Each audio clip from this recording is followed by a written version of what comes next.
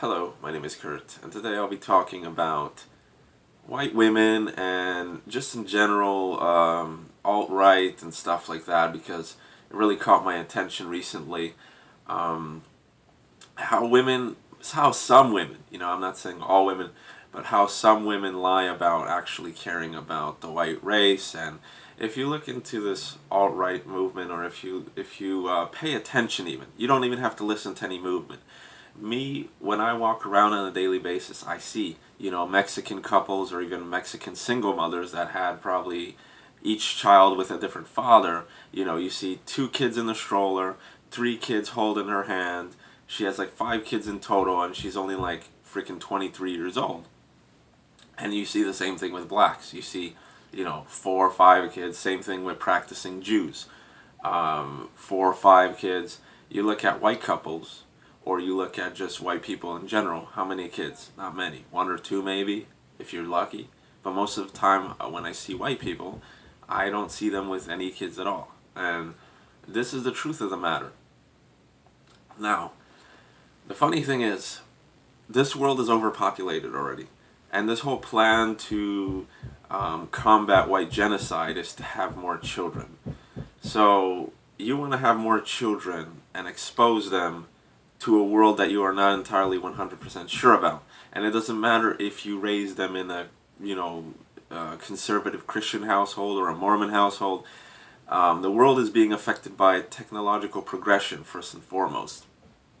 Second of all, there's so many different things that could happen. Like I said, overpopulation is a thing. Sooner or later, we're going to run out of natural resources. Another thing that may happen is an all-out war, a nuclear war of some sort. And, for example, people my age may not necessarily be exposed to that. But if I were to have kids, they may be exposed to that. So, that's a thing to think about too. Look at the technological advances. Just look at the past 20 years and you'll see where this world is heading. Sex robots are going to become a thing. More and more potent drugs and narcotics and all these things are coming out. And to say, oh yeah, my children won't be exposed to that is absolute bullshit, because no matter how much you want, no matter how you raise your kids, they're going to rebel sooner or later. If they want to do what they want to do, they're going to do it. It doesn't matter their upbringing. If they want to, race mix, they'll race mix. If they want to listen to rap music, they'll listen to rap music, and if they can't do it while you're alive because you're such a strict parent and you control them like on a leash almost, uh, you know, once you drop dead, they'll start doing whatever they want. So one way or another, there's that to look into too. But the whole thing about producing more children to prevent white genocide is retarded.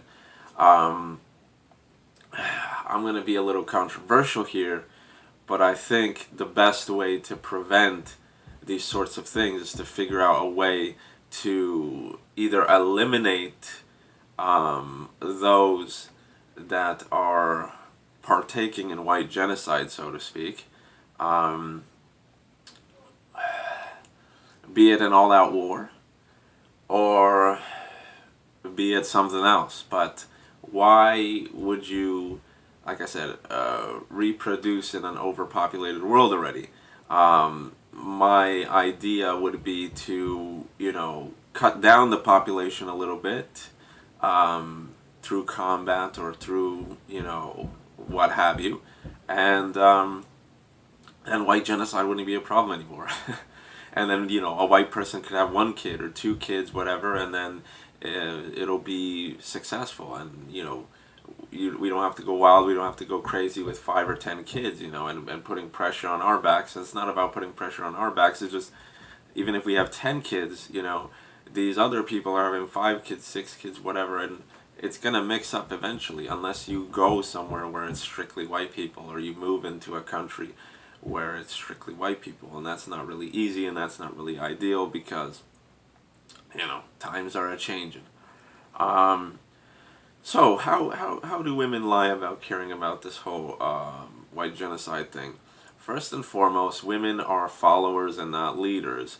Whatever men feel passion about, women tend to be like chameleons and follow. You could see this in any situation. If you were in high school, or even if you're in a office scenario with a woman, and she finds out you like a specific band, she'll start talking more and more about that band, even if she doesn't really know that much about the band. She only listened to like maybe one or two songs, and she didn't really get in depth with it, and she doesn't have that same passion as you do. That's the difference. We have passion for our pursuits. They'll listen it to one or two times, and they're like, oh yeah, this is cool, whatever, and they'll pretend to know about it, and they'll start talking to you about it, just to kind of seduce you in one way or another.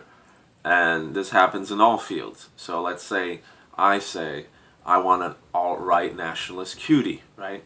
So a girl that's not an alt-right nationalist will start, looking into this and maybe paying attention to the alt-right nationalist sort of beliefs, and then they'll pretend to be that. But then once you get into a relationship, you'll start to notice things falling apart and crumbling. And then you'll be like, oh, I thought you were different, this and that, this and that. And then they'll try to change you. That's a thing in some cases. They're like, oh, this whole, alt-right thing is stupid, let's do this, let's do that. But even on not on that level, they say, if you look at these alt-right nationalist girls on YouTube or whatever, they say all these things. They preach to men, and they have these strict requirements for men. If you look into this, it's like, oh, white men should improve themselves. Stop drugs, stop porn, stop this, start eating vegan, start doing this and that. And it's like, you want me to have all these strict conditions and to follow all these rules, but what are you offering me? Okay? As a white woman, you could say, oh, I'm offering you children, I'm offering you this, I'm offering you that. As a male, the only requirement I have for a female is to spread her legs. It's as simple as that. So why, if this whole white genocide thing is a massive issue and a massive deal, and women actually truly believed in it, they wouldn't be waiting for their Prince Charming. They wouldn't be waiting for their ideal knight in shining armor, because he doesn't fucking exist. Like I said, they put these strict regulations on fucking which guy they want to reproduce with and all this stuff. It's like, yeah, he needs to be white, 6 feet tall, blonde hair, blue eyes. He needs to be tough. He needs to be also caring, and he needs to eat vegan and be muscular and be intelligent and all this shit that regular women kind of want out of men, but with a little spin on it, So some of these women are getting into these movements for attention, first and foremost, and second of all, to trap men, because they're getting into their 30s already, or they're starting to, let's just say it this way, they took 5 or 6 black cocks and 4 or 5 Latino cocks, and now they're, oh yeah, I need a nice white man that'll provide for me and stay with me and bear children with me because my fun days are over. They rode the cock carousel, and now they're coming to us, and they'll use any type of technique to seduce us, And you'll never know how many sexual partners a woman had, and you'll never know who she slept with. You know what I'm saying? So like I said, she could have slept with 4 black guys, and now she's saying, oh yeah, white power, this and that. It's like, no, it doesn't work that way. So for all my alt-right sort of nationalist brethren out there, my male brethren, just be cautious. I'm not saying all white women are like this. There are some that actually do care about the white race and try their best, and I have the most respect for women like that. From the bottom of my heart, you have my respect. If you adhere to those beliefs and you bear children and you try to do whatever you can, you fulfill your role as a woman, and you find a caring white man, and you have kids together, and you have a nice family, and you raise your kids to be good people. I have respect for that. But like I said, there's a lot of women using it as a trap.